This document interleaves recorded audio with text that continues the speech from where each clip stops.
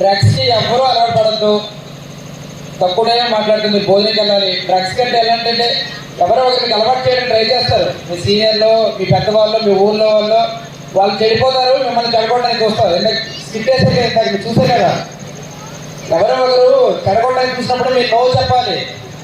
ఏదైనా పని చేసినప్పుడు ఒకటి ఆనందం కోసం చేస్తాము, రెండు ఆకలి కోసం చేస్తాము. ఓకేనా?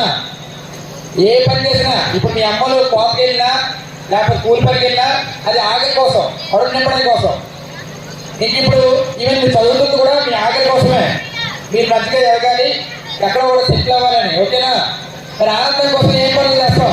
ఇంకా చూస్తే మీరు మత్తు తాగుతారా ఆనందం వస్తుంది అంటాడు. అది ఒక్కటే ఆనందము.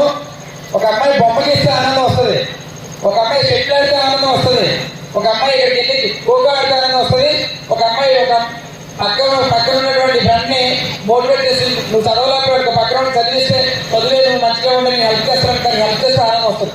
ఒక్కొక్కరికి ఒక్కొక్క దాంట్లో ఆనందం వస్తుంది. ఆనందం కోసం చేస్తున్నామా, ఆకలి కోసం చేస్తున్నామా? ఏదైనా పని అనేది మీరు ఫస్ట్ చేసుకోవాలి.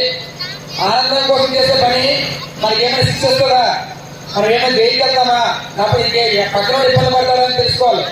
ఈవెన్ మీరు డ్రగ్స్ అలవాటు పడ్డారనుకోండి, చాలా డేంజర్. ఏంటంటే ఆ డ్రగ్స్ మిగతా క్రైమ్స్ కాపాడుతుంది.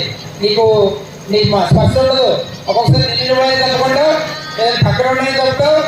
ఇంక ఆ డ్రగ్స్ చెప్పడానికి కొనడానికి డబ్బులు లేకపోతే ఇంక నువ్వు వేరే వాళ్ళని చెప్పడానికి డబ్బులు తీసుకొని చంపడానికి వెళ్తావు, దొంగతనం చేస్తావు, ఇంకేమైనా చేస్తావు.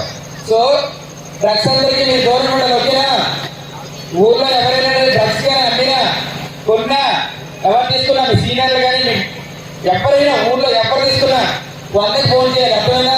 పోలీస్ నెంబర్ అండి, గట్టి చెప్పండి.